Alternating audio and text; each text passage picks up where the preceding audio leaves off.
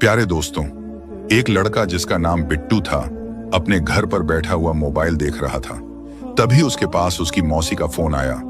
उसकी मौसी ने कहा, बिट्टू अपनी मम्मी से बात करा दो या अपनी मम्मी से ये कह दो कि मुझे अभी अर्जेंट में 18,000 रुपए की बहुत ही सख्त जरूरत है, या तुम अपनी माँ से बात करा दो। बिट्टू ने यह बात सुनते ही फोन काट दिया और फौरन मौसी की बात लेकर सीधा अपनी माँ के पास गया और अपनी माँ को जाकर पूरी सच्चाई बताता है कि किस तरीके से मौसी ने फोन किया है। फिर उसकी माँ बिना कुछ पूछे तुरंत अपनी बहन को फोन मिलाती है और पूछती है कि सलोनी, तुम्हें किस काम के लिए इतने पैसों की जरूरत पड़ गई। सलोनी कहती है, दीदी, बिट्टू के मौसा के ऊपर एक आदमी का कर्ज है और वो कह रहा है या तो कल तक मुझे मेरे पैसे चाहिए वरना मोटरसाइकिल उठा ले जाऊंगा। अभी सैलरी मिलने में 16-17 दिन बाकी है। जैसे ही सैलरी मिलेगी मैं आपके पैसे लौटा दूंगी।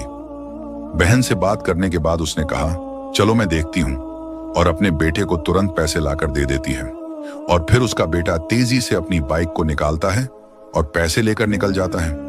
अपनी मौसी के घर पे लगभग आधे में ही वहां पर पहुंच जाता है और जैसे ही घर के दरवाजे की घंटी बजाई तो उधर से कोई जवाब नहीं आया। कुछ देर बाद बिट्टू ने फिर घंटी बजाई और कुछ देर तक खड़ा रहा।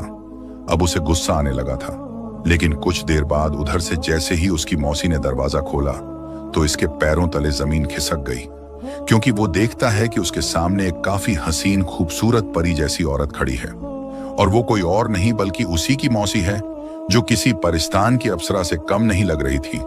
उम्र लगभग 26 साल और अभी तक कोई बच्चा भी नहीं था। ऐसे ही लगभग कुछ देर तक अपनी मौसी को देखता रहा और नजरें अपनी मौसी के ऊपर से नहीं हटा रहा था। तभी उसकी मौसी ने शरारत भरे अंदाज में कहा, ऐसे क्या देख रहा है, कभी कोई देखी नहीं है क्या? तभी बिट्टू ने झेंपते हुए कहा, देखी तो बहुत है, लेकिन किसी परी को आज पहली बार देखा है। उसकी मौसी हंस पड़ी और मुस्कुराकर टाल दिया और इस बात को ज्यादा सीरियस नहीं लिया। उसकी इस बात में शरारत भी थी और अपनापन भी बहुत झलक रहा था। तभी उसकी मौसी उसे अंदर ले आती है और उससे पैसे मांगती है, लेकिन वो एक बहुत खतरनाक चाल खेलता है। निकाल कर पैसे मौसी को दिखाता है और पैसों के बदले ऐसी चीज मांग लेता है। सुनकर वो हैरान रह जाती है। पैसों के बदले बिट्टू क्या करता है? देखिए दोस्तों, उसके बाद क्या हुआ। तो दोस्तों, ये मामला है अहमदाबाद शहर के पास एक गांव में एक लड़का होता है और उस लड़के का नाम था बिट्टू। उस वक्त बिट्टू की उम्र लगभग 24 साल के आसपास रही होगी। बिट्टू हर 2 भाई थे। बिट्टू छोटा था और उसका एक बड़ा भाई और था। उनकी कोई बहन नहीं थी। बिट्टू छोटा बेटा था। पूरा लाड प्यार उसी पर बरसता था। एक बार गर्मियों के दिन थे और बिट्टू घर पर एकदम छुट्टियों के वक्त में बिल्कुल फ्री था। और जहां तक बिट्टू की बात है तो वो शुरू से ही बड़ा स्मार्ट और सुशील बंदा रहा है। अब आप सब जानते हैं कि जिन घरों में सिर्फ 1 या 2 ही लड़के या लड़की होती है, वहां उन्हें हर चीज भरपूर मिलती है। अच्छा खाना, अच्छे कपड़े और कोई टेंशन नहीं। ऐसे बच्चे एकदम फिट और देखने में भी अच्छे लगते हैं और उनकी पर्सनालिटी में एक अलग ही निखार होता है। तो बिट्टू भी कुछ वैसा ही था। बचपन से ही अपने माँ बाप का इकलौता लाडला था, इसलिए बिट्टू को किसी भी चीज की कोई भी कमी नहीं थी। ऐसे ही उसका वक्त गुजर रहा था। एक दिन बिट्टू अपने घर पर बैठा हुआ मोबाइल देख रहा था। तभी उसके पास उसकी मौसी का फोन आया। उसकी मौसी बहुत घबराई हुई सी लग रही थी। कहा, बिट्टू अपनी मम्मी से बात कर दो या अपनी मम्मी से ये कह दो कि मुझे अभी अर्जेंट में 18,000 रुपए की बहुत ही ज्यादा जरूरत है। और फौरन मौसी की बात लेकर सीधा अपनी माँ के पास गया और अपनी माँ को जाकर पूरी सच्चाई बताता है कि किस तरीके से मौसी ने फोन किया है। इन दोनों की मुलाकात एक शादी में हुई थी और जब से दोनों बहनें बन गई थी और प्यार मोहब्बत सगी बहनों से भी ज्यादा था, फिर बिट्टू की माँ फोन मिलाकर पूछती है कि सलोनी, तुम्हें किस काम के लिए इतने पैसों की जरूरत पड़ गई?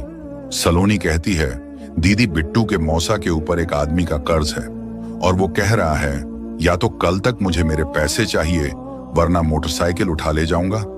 अभी सैलरी मिलने में 16-17 दिन बाकी है। जैसे ही सैलरी मिलेगी मैं आपके पैसे लौटा दूंगी।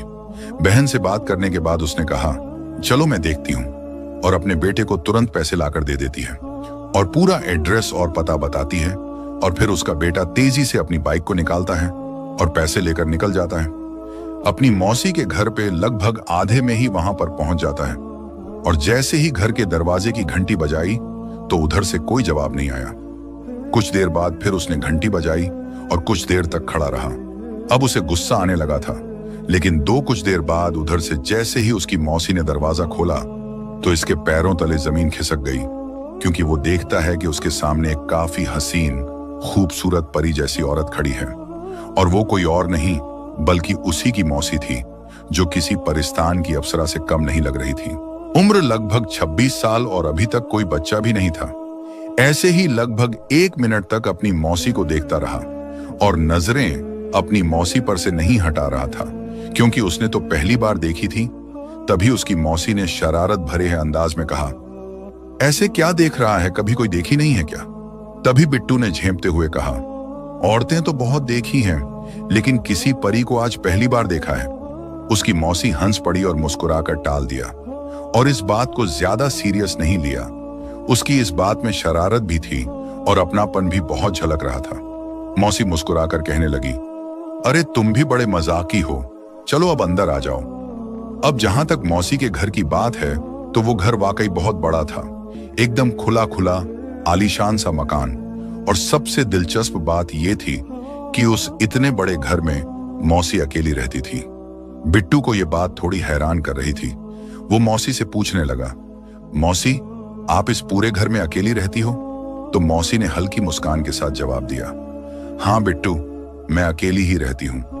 तुम्हारे मौसा जी तो मुंबई में हैं, महीने में 1 या 2 बार ही आ पाते हैं और ज्यादातर समय तो बाहर ही रहते हैं, इसीलिए घर में हर वक्त बस में ही रहती हूँ। अब बिट्टू के मन में तो एक अलग ही बात चल रही थी।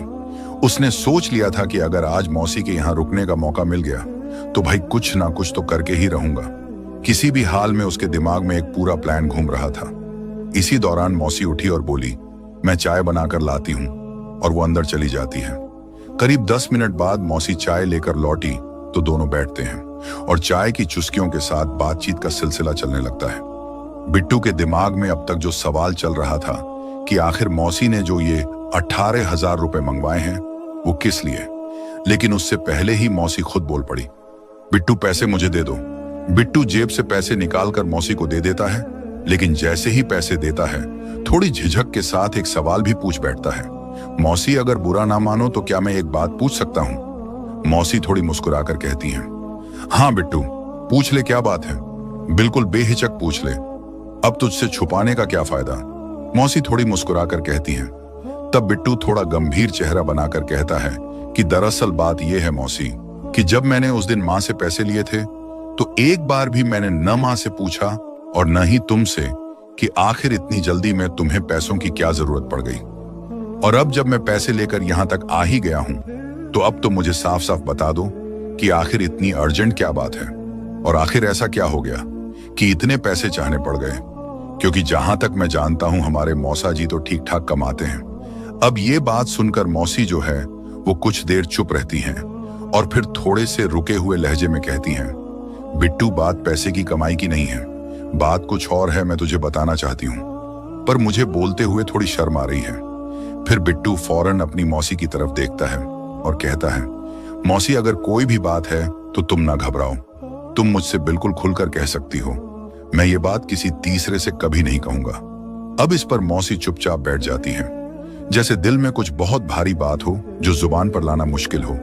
लेकिन कुछ पल बीतते ही मौसी अचानक बोल पड़ती हैं, कोई बात नहीं बिट्टू, अब तुझसे छुपाकर भी क्या फायदा, मैं तुझे सब कुछ सच सच बता ही देती हूँ। मौसी अब थोड़ा धीरे धीरे करके अपनी बात खोलने लगती हैं और कहती हैं, देख बिट्टू, कुछ वक्त पहले मेरी मुलाकात एक लड़के से हो गई। उसने मेरे ना चाहते हुए भी मुझे पटा ही लिया, क्योंकि वो बोलने में बड़ा मीठा था और हर बात पर मेरी हाँ में हाँ मिलाकर उसने मुझे पता नहीं किस तरह मना लिया और मेरा हर तरीके से इस्तेमाल किया, जहां चाह वहां बुलाया, जब उसका दिल चाहा और जो चाहा वो किया। मैं भी खुश थी क्योंकि तुम्हारे मौसा का पूरा काम वही कर रहा था। मुझे खुश रखने के लिए कुछ भी करने को तैयार रहता था। एक बार तो उसने बिना कहे मेरे लिए 15,000 की शॉपिंग भी कर दी थी, जब मैंने बहुत मना किया था। लेकिन अब जमाना ही पलट गया है। अब उस लड़के का मेरे से मन भर गया और वो दूसरी लड़की के साथ रहने लगा। उस लड़की के चक्कर में मेरा बहुत बार झगड़ा हो चुका है, क्योंकि मैं उसे छोड़ना नहीं चाहती, क्योंकि तेरे